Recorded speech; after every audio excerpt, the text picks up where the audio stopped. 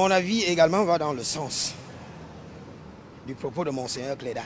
Déjà, ce qu'il faut faire observer, c'est que la déclaration de candidature du président de la République ne souffre d'aucune contestation. Il a dit, en rappelant les échéances futures, les défis qui nous interpellent, qu'il reste que sa détermination à servir le peuple demeure intacte. Ça veut donc dire qu'il sera candidat. Mais soyons sérieux. Vous le savez, à plusieurs reprises, je l'ai dit, il faudrait bien que l'entourage du chef de l'État laisse notre président de la République, qui a pu donner ce qu'il a pu donner, avec les moyens qui étaient les siens, aller se reposer. Ça fait 42 ans qu'il est au pouvoir. Et quand on essaie de faire le bilan, rapport, temps, moyens octroyés pour servir le peuple, vous êtes d'accord avec moi qu'il est négatif. Le Cameroun a besoin d'une nouvelle énergie. Le Cameroun a besoin d'une nouvelle dynamique, d'un nouvel élan. Dire que la candidature du président de la République n'est pas réaliste ne signifie pas qu'il ne devrait pas se présenter. Ça veut tout simplement dire qu'il y a un temps pour tout. Il y a un temps pour naître, un temps pour exercer le pouvoir et un temps pour abandonner. Le prof Jean-Calvin Abba Oyono n'a jamais été un béni oui. Ce professeur au verbe tranchant, constitutionnaliste de renom et de ceux-là qui ne marchandent ni leur honneur ni leur intelligence. Il a une passion, secouer les consciences, endormir, une obsession, débarrasser le Cameroun du poids de ce qu'il appelle un système mortifère et une peur, une seule, celle de décevoir Dieu lors du jugement dernier. Jean-Calvin Abba Oyono n'a pas sa langue dans la poche. Ce n'est pas un universitaire qui se cache derrière les formules creuses ou des débats stériles. Sa spécialité, c'est le droit constitutionnel, mais son domaine de prédilection, c'est la critique sans filtre. Il n'écrit pas pour plaire, mais pour éveiller. Il ne parle pas pour flatter, mais pour alarmer. Dans ses récentes déclarations au micro de France 24, il martèle son refus catégorique de tout compromis avec ce qu'il appelle le vice consubstantiel du système gouvernant. Pour lui, soutenir encore une fois de plus le président Paul Biya après 42 longues années de règne serait un péché. Oui, un péché, et comme il le dit lui-même, ce péché pourrait bien le conduire tout droit en enfer. Écoutons le prof Jean-Calvin Abba Oyono. Maintenant, du point de vue du droit international, on a comme l'impression que les gens ont tendance à oublier qu'il existe un État du Vatican. Un État du Vatican qui entretient des relations diplomatiques. Vous ne me direz pas qu'un État, dans le cadre des relations interétatiques, on ne prend pas des positions politiques. Les évêques sont membres d'un État qui est celui du Vatican. Et de ce point de vue, ils sont libres de prendre une position allant dans le sens de la défense des intérêts du peuple. Troisièmement, au plan du droit public interne, la Constitution. Le débat se déroule au Cameroun. Que dit la Constitution? La toute première liberté conférée aux citoyens est la liberté d'expression, au rang de laquelle figure précisément la liberté d'expression. Et c'est la même Constitution qui dispose clairement, in fine, dans le préambule, que cette liberté est indistinctement octroyée aux citoyens. Et nulle part dans la Constitution, les religieux sont exclus du bénéfice de cette liberté.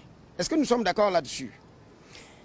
Et même, une arme imparable dans la Constitution, il y a la disposition qui voudrait que nul ne soit contraint de faire ce que la loi n'ordonne pas. Alors, demandez aux religieux de prendre la défense du peuple. À quel fondement normatif? Aucun.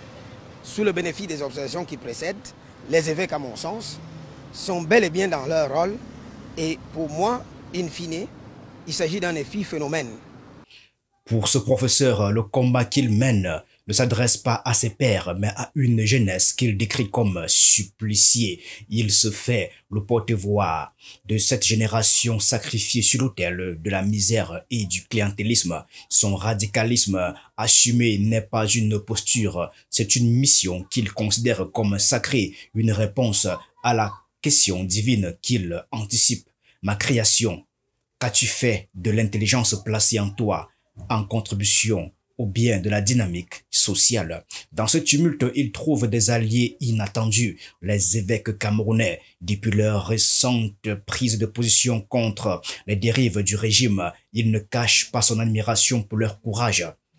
Pour lui, ce sont des soldats spirituels qui, comme lui, refusent de céder au fatalisme. Le prêtre et le professeur se retrouvent donc sur un même front, celui de la vérité et de la justice.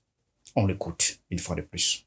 Monseigneur Cléda n'a pas été le seul évêque à faire une déclaration dans ce sens. Moi également, au titre de professeur d'université et de membre de la société civile scientifique, j'en ai largement fait écho.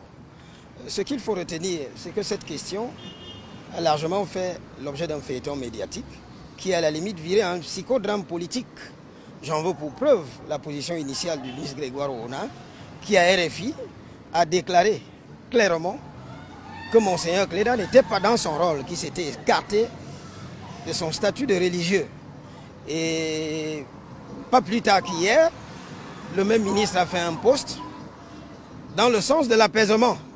Alors, ce rétropédalage signifie à mon sens la faiblesse du raisonnement.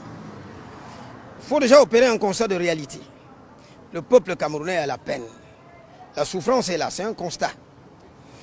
Et nous vivons dans un contexte sociopolitique où les gens ont peur de s'exprimer. Le pouvoir ayant verrouillé la liberté d'expression.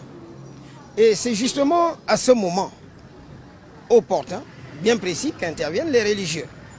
Et là, je dis qu'ils sont dans leur rôle pour trois raisons. La première raison est d'ordre religieuse. Restons dans leur environnement des hommes d'église. La Bible ou les Saintes Écritures nous enseignent clairement qu'il faut éviter de faire le mal. C'est quoi le mal? C'est l'action de l'homme qui consiste à faire ce que Dieu interdit ou alors de ne pas faire ce que Dieu recommande. Pour l'essentiel, la Bible recommande la restitution de la vérité. Et de ce point de vue, les hommes d'église ont l'obligation religieuse de dire la vérité. Jean-Calvin Abba Oyono, c'est un triple élan. Offensif parce qu'il attaque de front le régime en place. Éruptif parce que chaque mot qu'il prononce jaillit comme une larve brûlante. Explosif parce qu'il ne laisse jamais indifférent. On l'aime ou on le déteste, mais on ne peut pas l'ignorer. Le Cameroun ne peut pas continuer ainsi, semble-t-il hurler à chaque prise de parole. Pour lui, un nouveau septennat de Paul Biya et de son système satellitaire ne ferait que prolonger l'agonie d'un pays déjà à bout de souffle. Mais au-delà des critiques, il y a un message d'espoir. Jean-Calvin Abba Oyono croit en une renaissance portée par une jeunesse éveillée et par des citoyens engagés. Il appelle chacun à faire sa part, à mettre tout en œuvre pour débarrasser notre pays de la misère. Et nous allons dans le sens d'un illustre évêque ivoirien qui a dit clairement qu'il faut savoir partir. Et c'est dans ce sens, c'est de cette exhortation qu'il faudrait tenir à l'adresse du chef de l'État. Parce qu'il a suffisamment travaillé, il faudrait également qu'il permette à d'autres énergies de montrer de quoi elles sont capables. Avec Jean-Calvin Abba Oyono, il n'y a pas de zone grise. Il est radical, oui, mais au service d'un idéal, celui d'un Cameroun libéré de ses chaînes. En écoutant sa voix, en lisant ses mots, on se rend bien compte qu'il ne cherche pas seulement à critiquer. Il exhorte, il inspire, il pousse chacun à se demander « Et moi, qu'ai-je fait de mon intelligence ?» Une chronique de plus, non. Un électrochoc, voilà ce que représente le prof Jean-Calvin Abba Oyono pour son pays.